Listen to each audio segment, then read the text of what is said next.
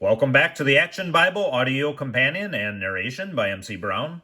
And as always, we're reading from the Action Bible, the graphic novel adaptation of the Bible, with illustrations by Sergio Carrillo and General Editor Doug Mouse, with text from David C. Cook, copyright 2010. And as always, we're trying to inspire people to buy the Action Bible and read along. As we stated many times on these videos, not trying to go panel by panel or spoil anything or step on anybody's toes. Obviously, I know there's audio CDs or stuff that companions to these, as well as, other versions of this graphic novel, I think even in paperback or expanded editions as well. So just trying to read along for myself to get through it, but also if this is inspiring people too, we're just trying to give a companion to it. And this is a good way. I think God put it on my heart to do this.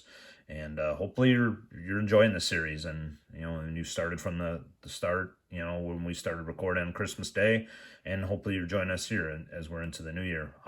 As always, there's going to be mispronunciations. I apologize for them. I've been corrected on some of them. Thank you to those listening and have reached out. I'm not as versed as some people with the names of the characters and people in the Bible, and from that, and I do apologize for that, and doing the best I can, trying to make sense of it, and you might hear me stumble and fumble or just pause before, and I apologize for those. As always, this is just a labor of love, so this is not for any other reason, just to get through it and hopefully gather some people along that journey. So I appreciate you guys, love you guys. Without further ado, I want to just jump into here as we're on part 19, and where we left off at 18 was we finished page 227, so we're going to continue Samson's story on page 228, Defying the Philistines, based on Judges 15.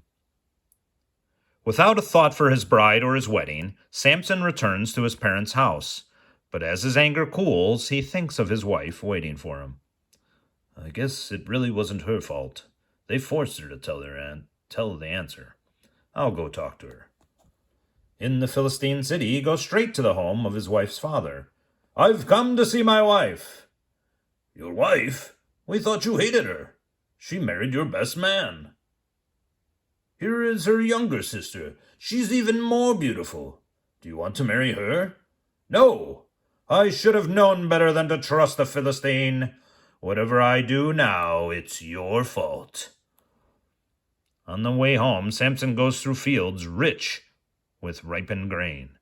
Fields and vineyards stolen from my people. I know how I can make the Philistines sorry for stealing my wife. In no time, Samson sets foxes racing through the fields and vineyards with flaming torches tied to their tails. In a matter of minutes, the whole countryside is ablaze. In the city, the Philistines watch with terror as the sky glows red. Samson did this! He's getting even with his wife's father for letting her marry someone else. Her father should have known better than to trick Samson. Come on, let's give our countryman a taste of his own medicine. The angry Philistines set fire to the home of Samson's father-in-law, but they don't count on Samson's return. You killed my wife? She was one of your own people. Someone had to be punished. Then it will be you. None of you Philistines deserves to live. After killing the Philistines, Samson hides in a cave in Judah. The Philistine army follows him and demands that the tribe of Judah turn Samson over to them. The tribal leaders are powerless to refuse. It's you, they tell Samson, or every man, woman, and child in Judah. So Samson lets them tie him up. That should do it. The ropes are new and the knots are tight. Your capture will spare us the Philistines' wrath, Samson. So let's go. O God, do not let your enemy defeat me. When the Philistines see Samson bound before them, they shout in rage and charge to kill him. I'm sorry, Samson, but this is the only way to protect Israel. Suddenly, the Spirit of the Lord gives Samson great power again. He bursts his ropes and grabs the jawbone of a donkey lying nearby on the ground. I've thought of another way. With deadly aim, Samson strikes down one Philistine soldier after another. Those who can escape run for their lives. When he is done, 1,000 Philistines lie dead around him." Then, weary and thirsty, Samson prays to God. "Lord, you gave me the victory. Don't let me die of thirst now." God provides a stream of water to strengthen Samson. After the event, Samson serves as a leader and protector of Israel for 20 years. A bad haircut, based on Judges 16, 1 through 20. One evening, Samson visits the Philistine city of Gaza. "What is your business in Gaza?" "I have come to see a friend." "I just saw Samson entering a house down the street. How did he get in?" "Samson? I didn't recognize him." "Never mind. Close the gate and we'll trap him in the city. Call out all the guards. Samson will never leave Gaza alive." The Philistines call out all the guards and lie in wait for Samson. "I've never seen Samson. What is he like?" "Oh, he's like anyone else, if you don't count the fact that he has hair like thick vines and the strength of 100 men. At midnight, Samson walks down the street and towards the gate. Lots of guards on duty tonight. They're probably not here to help me through the gate, so I'll help myself. Stop him! Don't let him get away! Who can stop a man strong enough to carry the city gate, I tell you? His strength is not human. News of Samson's escape from Gaza spreads through the country. Rulers of Philistine cities are worried and call a meeting. Samson must be captured. Let's put all our armies together.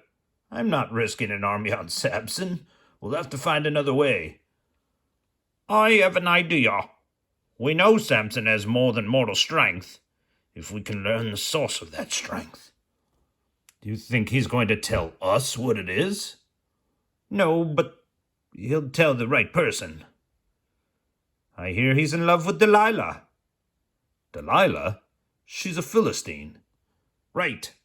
She'll get Samson to tell her his secret. Then she'll tell us. Will she? What if she's in love with Samson? She's also in love with money. Come on, let's go see her. So the Philistine rulers visit Delilah. If you find out Samson's secret for us, we'll give you 1,100 pieces of silver each, payable when you deliver Samson into our hands.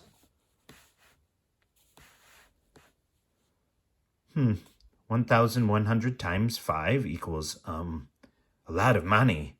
How can I refuse? This amount of money is a small fortune. If she can find out Samson's weakness, Delilah will be as rich as a modern millionaire.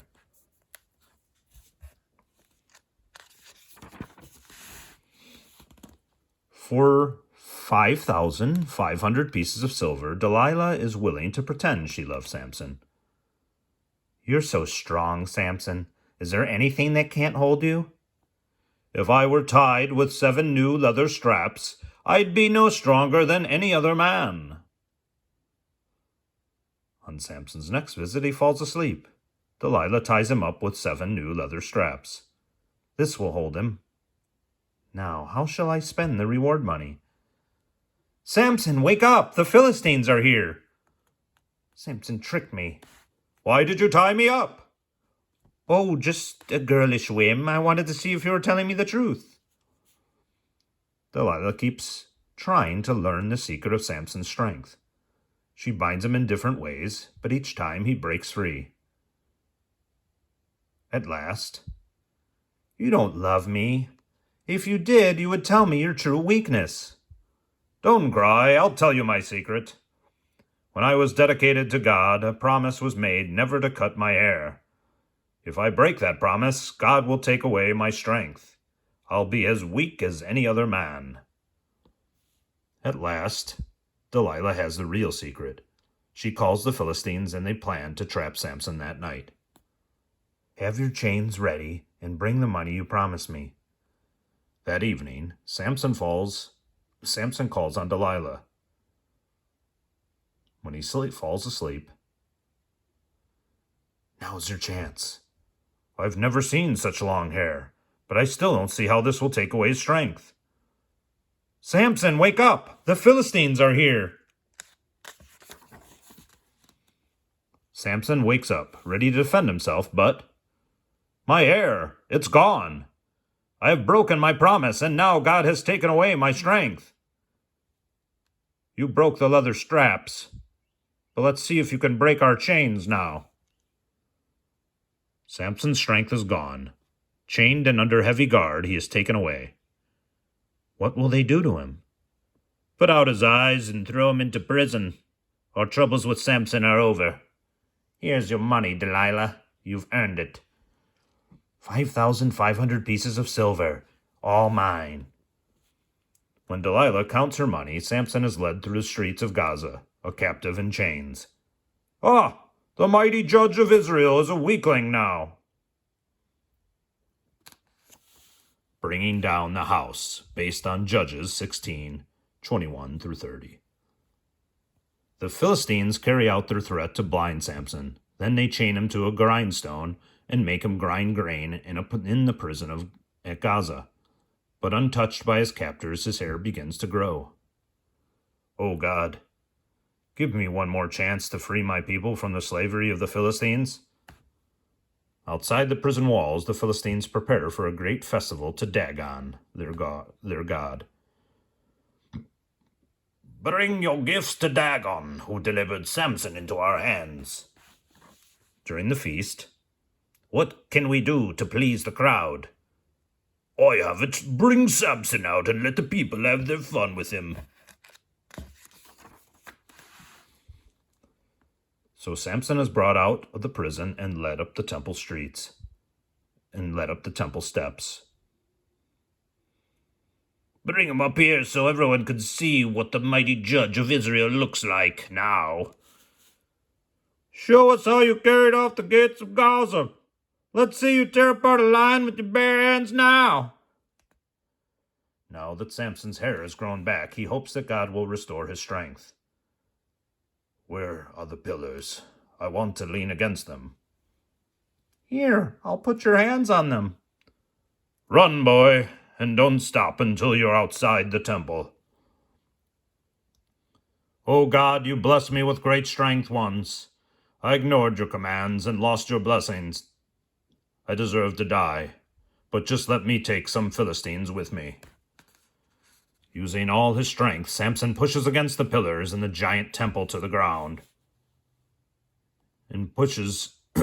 Using all his strength, Samson pushes the pillars and the giant temple to the heathen god Dagon crashes to the ground. Crushed beneath it are thousands of Philistines who had made slaves of Samson's people. Samson had great strength but a weak character, yet God used him to help Israel anyway. Now God wants to show that he can also use someone who is physically helpless, but noble and faithful. All right, so that's where we'll leave off on this one. Ending Samson's story seems like a good place to stop. So when we resume part 20, we'll be on page 242, Ruth's Redeemer. So just want to tell you guys, appreciate you, love you guys. Thank you again for listening, watching, following along. Please like this video, share it if you feel someone needs to just share the playlist or this video. If this is a story you want to share, hoping that this will inspire you guys to get your own Action Bible and follow along. Beautiful comic book adaptation of the Bible, and just enjoying, as you can see, powerful stories in here. Samson's is a very notable story and powerful story. So, as always, just want to make sure that let you guys know I appreciate you. And yeah, because when we resume, we'll be resuming on 242. So in this new year, Happy New Year to all you people reading and watching and everything. God bless you and keep you safe. And yeah, we'll see you guys in the next video.